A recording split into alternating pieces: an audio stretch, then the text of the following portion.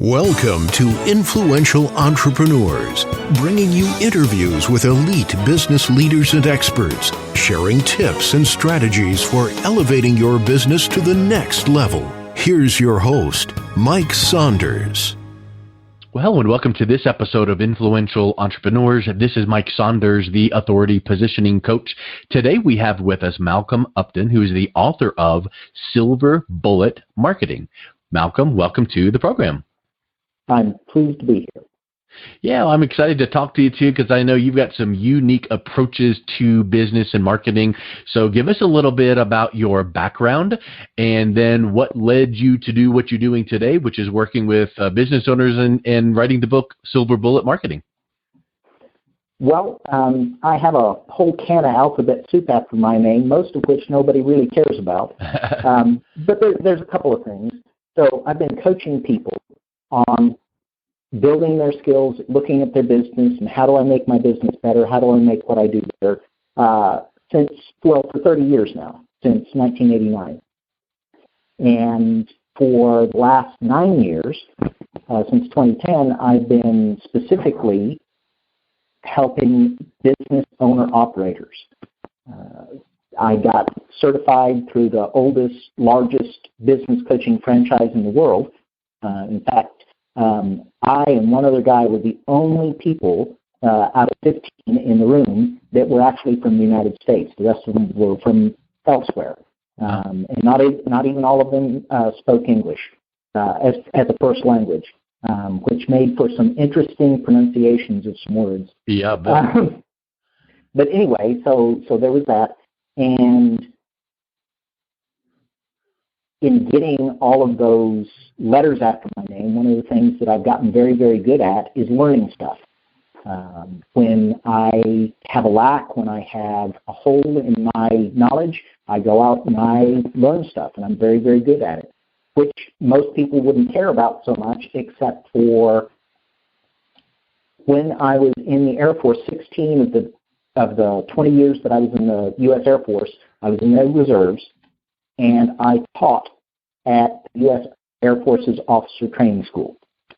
A dream assignment for me. Yeah. And during that time, I was recognized as a master instructor. Now, I knew that it was difficult to get at the time, but I didn't realize that put me in the top 1% of all the instructors in the Air Force. Wow. There's no organization on earth that's better than the U.S. military at teaching people stuff. From something as solid and, as fixing engines to as vague and esoteric as how do you lead people effectively in a high-stress situation. And it was actually that latter that I was teaching people at Officer Training School, new officers there. So bottom line, what I tell people when they come to my seminars, because I'm an educator at heart, when they come to my seminars, I make them a promise. Listen, unless you work really, really, really, really hard, you are going to be more capable when you leave than when you walked in this room. Now, if you want, you can keep from gaining skill, but you really have to work a lot harder to not gain something out of the time we have together. That's a great way to set it up. Yeah, that's what, because I want people to be more capable. I want them to be more able to achieve that dream of having a business that supports their lifestyle instead of being a slave to something, slave to a paycheck or slave to a business. That's awesome. Hey, so give us a little bit then now of what your book that's out pretty recently, what's that about and what led you to write it? Is it typically like, wow, I kept telling my clients over and over these things, so I thought I'd just put it down in writing and now people can use it as a handbook. Is that kind of the approach you took? That's part of it. A big piece of it is, a couple of those degrees that I have are in business. And one of the things that I noticed especially when I started coaching business owner-operators, is what they teach in business schools, and this is what they should teach in business schools, because most of the graduates, whether you're talking about a bachelor's or a master's in business, those folks are going to go out and be managers and executives in a large corporation. So for instance, marketing that they teach there is the mass marketing that large corporations can effectively use because they've got hundreds of millions of dollars in their advertising budget. Yeah. But when you're talking about mom and pop, when you're talking about, we took out our life savings to start this business, and our 401k is an investment in the business, and if it fails, we're up the creek. That's not, we can't afford mass marketing. And those people don't care about the 4 Ps either, do they? They really don't. They really don't. What they want, they're not willing to send out their marketing dollars, cast their dollars on the waters and expect that someday they'll come back to them. Yeah. When they send out a marketing dollar, they need it to come back in 2 or 3 days and bring at least 2 friends with them. Yeah. Yeah, they want something predictable. So then that is the genesis of your book. What are some of the takeaways people will get from reading your book? Well, one thing that is pretty obvious when you think about it, but it's only obvious after somebody pointed it out. The only results that are worth anything are results that have dollar signs in them. Yeah. I've never found a grocery store that will take clicks in exchange for chips. I've never found a gas station that will take impressions instead of cash. Yep, I know where you're going with that. It's like, who cares about those vanity metrics, right? Clicks and impressions and even downloads of an industry report. Those are wonderful. Those lead to a sale, but show me the money. Exactly. And that's exactly one of the things that Silverboat Marketing makes a point of pointing out. If you can't draw a very, very clear line from the download to where people are handing you money, it's not results. Yeah. Now, if you can draw that, certainly as a step in the process, that's good. But it's got to be only one of the steps in the process. It can't be, oh, look, I've had 5 million downloads. Yeah. Nobody cares. Well, I think that too many people that are marketers, they focus too much on that as well as, I'm using social media for marketing. But guess what? Clicking a like, making a comment, and sharing something, that's not marketing.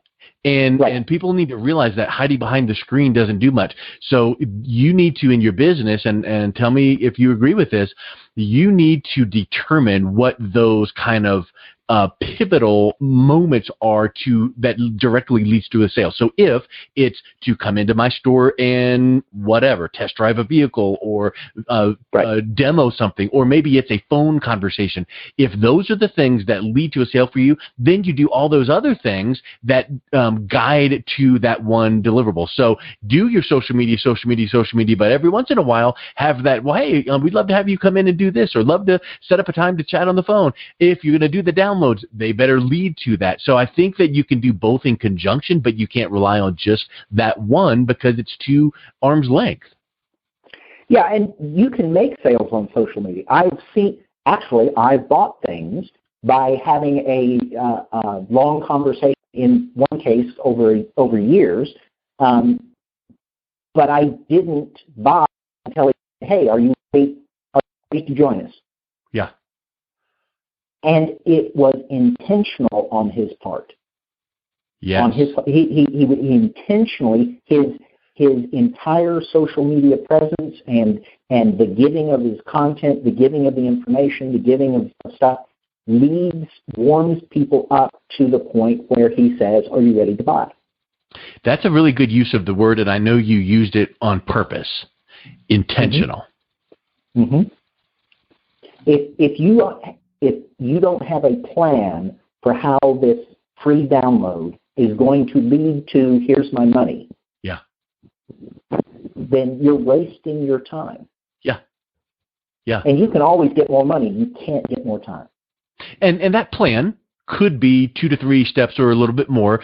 So in other words, it can't just be spray and pray. It needs to be that plan. Oh, no. Well, first I'm going to post this, and then I'm going to take from the people that like this or interact with this piece or download this. Then I'm going to guide them through a little bit more education. And then the third contact is going to be, hey, let's jump on the phone real quick. Got a sec? And now all of a sudden they go, okay, well, you didn't bite, you didn't, barge in and try to sell me something the very first time we had a connection. And yeah, that person's free. I'll risk it and I'll take that phone call with them. So intention and having the plan, blueprint, checklist, that's huge. And I think that's a piece that people mistake. And I think you would agree with this, that a lot of entrepreneurs and business owners think there's the other side of the magic bullet, which is, oh, turn this on and here comes flowing out of it customers like Facebook ads. Hey, let's just dump some money into Facebook ads and here's the customers. And then 2 weeks in, they hear crickets. Right. And honestly, that's an excellent business plan for Facebook. It's not so good for the business owner. Yeah, that's a good point. I've never heard that. Yeah, it's an excellent business plan for Facebook. You are exactly right. But you know what? If we wanted to go down that path, we could go, yeah, but how could we make it a good business plan? Well, we need to make sure that it's compelling and storytelling and guiding people not to your website, but a specific landing page that says, hey, Facebook fans, welcome to the page where you're going to get da-da-da-da-da. So, I mean, you can make it work for you and have a sequence that's intentional, but most people just go throw it up and hope that someone that lands on the website is mesmerized to go, here's my credit card, how much do you want to put on it? Right.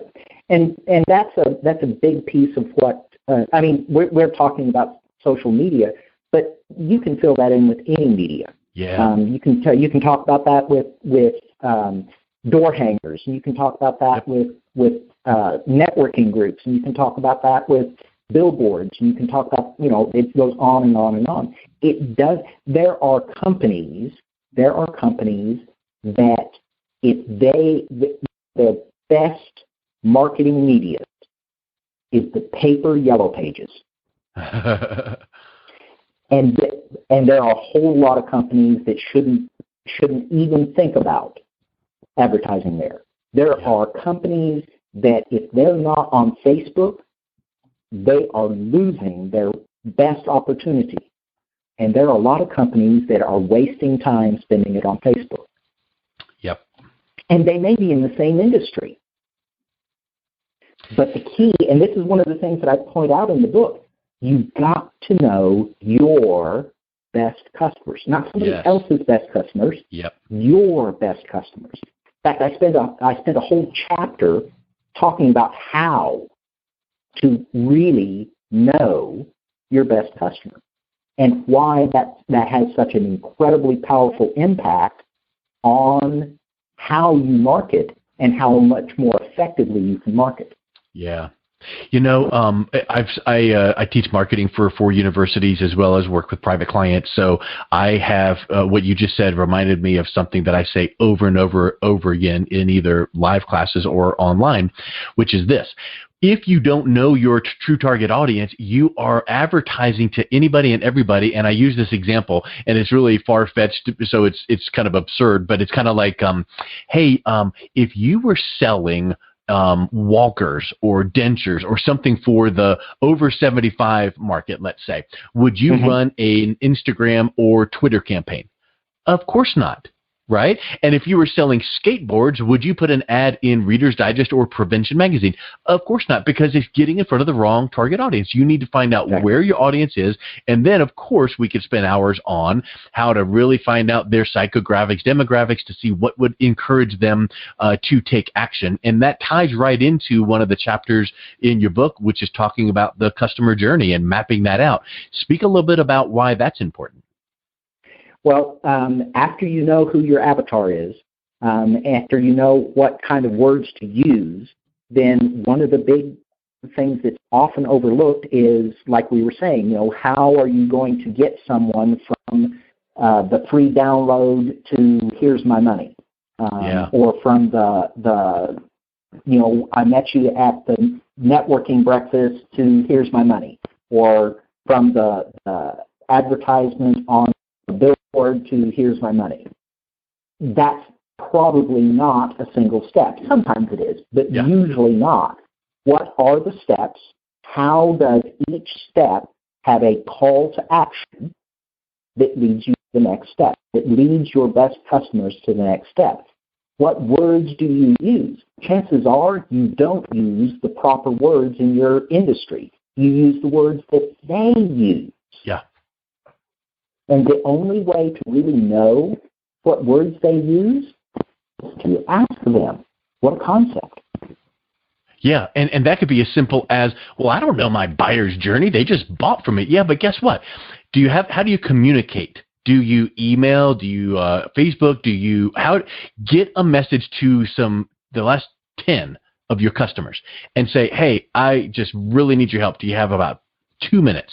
And here's what I need from you. Could you click this link and answer these 4 questions real quick? It's a short survey. And those questions now are, when you were looking for my product or service, whatever those questions are, that would identify the buyer's journey. And it could be, what made you think you needed this solution to that problem?